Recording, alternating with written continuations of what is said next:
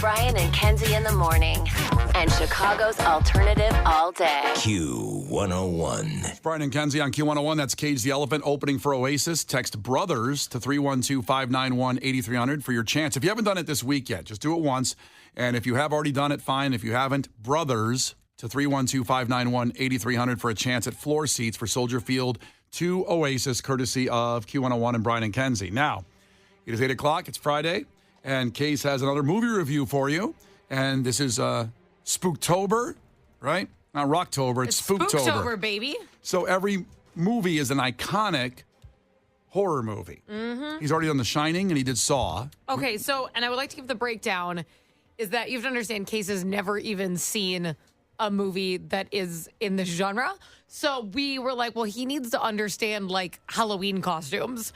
So he's kind of doing the Mount Rushmore of, like, serial killers. Saw obviously has a cult following, and then you can understand Jigsaw, and then we needed to throw in one Stephen King at least. Right. So there's many, many, many good horror films. He's gotten incredible suggestions, but we need to start basic. Next October, yes, we're going to get to some of those incredible ones, but, like, he hadn't seen Scream. Yeah, so Scream is today. The first movie. I know there's a lot of them. Scream, 1996. Case you watched it, give us your review of Scream. But actually, first, I forgot. We do with the trailer first. So this was the trailer, 1996 for Scream. Hello? Hello. Who is this? You tell me your name, I'll tell you mine. Why do you want to know my name? I want to know who I'm looking at. I am calling the police. They never make it in time. This is Gail Weathers with an exclusive. Authorities are baffled. Been warned by the killer. It all began with a scream over 911, like the plot of some scary movie. Hello, Sydney. Do you like scary movies? What's the point? They're all the same. Some stupid killer stalking some big-breasted girl who can't act, who's always running up the stairs when she should be going out the front door. It's insulting.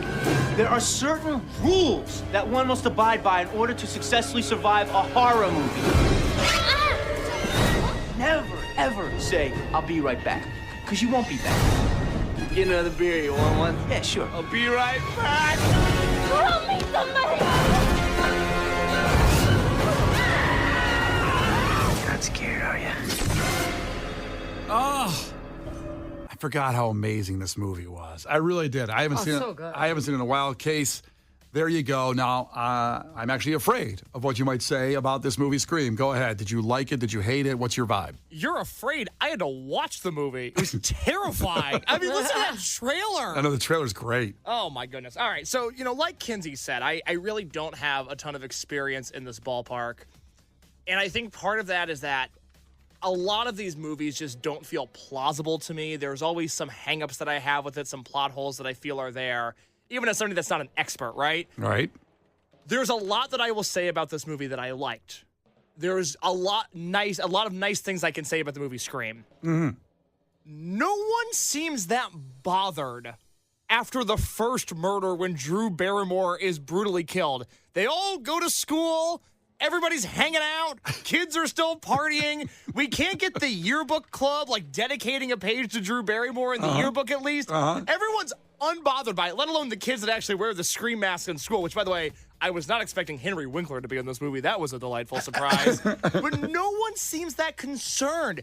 If I went to high school with somebody, and I went to high school with a murderer, luckily no one I know got killed, but if I went to high school and a murder happened in my town, I wouldn't be throwing a Project X level party only a few nights later, and that's what these kids did. And I found that to be so weird, right?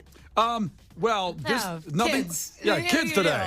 know. Actually, this kids 30 years ago, basically. Kids 30 years ago. What are you going to do? Yeah. And I can say it's interesting your take on that because I didn't think of it that way, to be honest. There should have been a shelter in place. They're all like, send them to school. Who cares? Yeah, because we're also today at this point where any kind of threat through like a social media clears a 90-mile radius. You have to understand, though, that didn't exist yet. You couldn't do school from home in 1996. Yeah. That wasn't going to happen. Also, the situation, too, is that maybe not everybody knew because there wasn't everybody texting each other saying, hey, there was a murder last night. I don't know. I feel like they knew.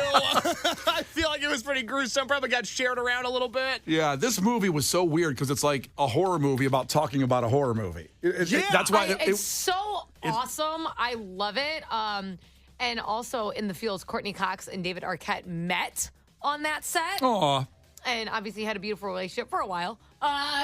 So that's your first hang up or weirdness to it, not a hang up. Second hang up would be just David Arquette in this movie. Oh, he's terrible. He is not a good actor. He's not any good in this movie. Is. Which is odd because I love Courtney Cox in this movie because I started thinking about it and that type of Nancy Grace type journalist doesn't really exist now. You used to have a degree in journalism to be in everybody's face with a camera. Now you can just have a Twitter account and do that. Yeah. Like she's kind of become everybody, but that shoulder padded blazer wearing journalist that's really hostile and aggressive does not exist anymore. And it made me miss Nancy Grace, which was weird. She plays it great though, doesn't she? Oh, she's awesome. No, she's great so at it. like tight ass, pain in the butt. I love it. I love it. No, she's fantastic.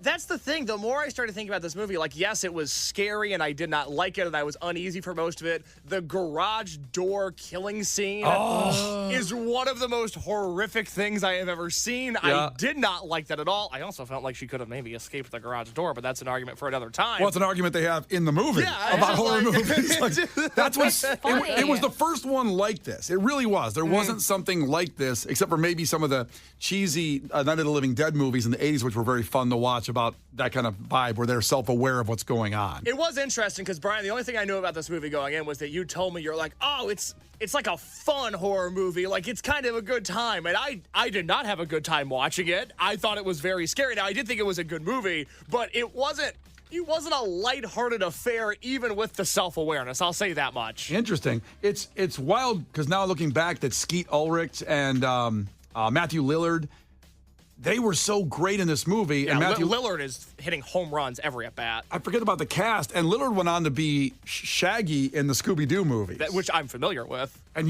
I know it's Neve Campbell, Courtney Cox, David Arquette, Jamie Kennedy is it? Jamie Kennedy. Yeah, he's Randy Meeks. And we haven't really paused enough and said enough about Neve Campbell, I don't think. Oof.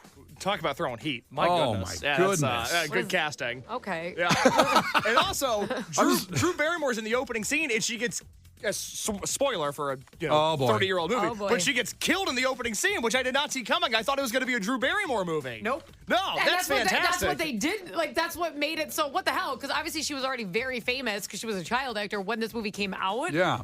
And people couldn't believe that she was dead that fast. It was. I thought they were like so witty and clever with Scream. I love it. Final nitpick that I have. Oh, jeez. And also, again, of the three horror movies that I've watched in my lifetime, The Shining and Saw, I did not like The Shining at all. I actually thought Saw was okay. I would go as far to say I liked this movie. Would you say you love it? I like it. It's like the Cold Stone sizes, it's like it, love it, gotta have it. Yeah. This is a like it. Okay. I like this movie. All right. What's your last nitpick? I have one issue when Neve Campbell, and again, spoilers ahead, when she kills the killers and she puts on the Scream costume to do it, all I'm saying is, if I'm fighting for my life in a home and there's two home invaders trying to kill me, I'm going to lay off the theatrics a little bit. I'm probably going to stab them without the costume. I'm probably just going to do it, and that bothered the crap out of me that she put on the mask to hurt them. Why would you waste time? You almost died 75 times in this movie. Why are you doing this? Vengeance, baby. I did not like it. It was not a need for symbolism. Hey, some of us are very theatrical. And I am not. And I just, at that moment in time, why don't you save your life and worry about the mask later? By the way, I love that scene. I love when she puts it on, and I love it when I loved it so much. Not a fan. I thought it was utterly ridiculous. I think you're being too analytical here. Yeah, me too. I'm trying to survive. It was fun. She did survive. Yeah, barely. Well, she did, though. Well, yeah, she would have survived better had she not put on the mask. Well, horseshoes and hand grenades, either win or you lose. Well, amen, brother. A win's a win, baby. All right, so what is your rating? I don't know what you're going to give. Masks? Screams. Oh, Screams. Okay. Yeah. All right. This is 6.5 out of 10 Screams. This is a fun movie. Feels like it would have been a good date movie. I would have liked to have held somebody close during the scarier scenes in this movie. I would have liked for them to protect me. I mean, you live with your girlfriend. Yeah, she doesn't talk to me anymore. Okay. I wonder why. Yeah. By the way, there's 6 movies, including the 6th one that came out last year. But what you should do, I don't know if this inspires you to watch the next movie in a row. You need to watch Scary Movie, the parody movie of Scream. No, he needs to see more horror movies first, though. No, but I know. Because that whole movie is like littered with other horror movies. True, but he could watch that. I'm not saying he should review it. He can just watch that on his own time. He doesn't need to talk about Scary Movie on the air, I don't think. Scary Movie is so funny. Right. So good. But it's even funnier if you've seen all the movies it's referenced. I'd have to go through and see all the ones it references to know the actual, it's got to be like 12 or 13 movies it references in there. Yeah. So we don't have time for that. Kenzie, real quick, what am I watching next week?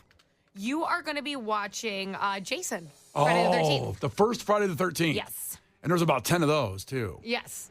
The first Friday the 13th has Kevin Bacon's in it. I don't want to know. It sounds scary. Because it's close to October 13th, so that's why he's going to be doing it. Nice. Oh, the first Friday the 13th is... You need to know about scary. Mr. Jason. Very important. Mr. Jason. Mr. Jason. That's right. There you go. If you came in at the end, of course, it'll be on the podcast, the entire review of Scream. I think this is very important because don't you think Case thinks that a lot of people are hockey players for Halloween? I thought they were just big, like, Chris Chelios fans. So I feel like this is like a big thing for him. Are you Patrick Zetterberg? No, you're a killer. Got it. Brian and Kenzie in the morning. And Chicago's alternative all day. Q101.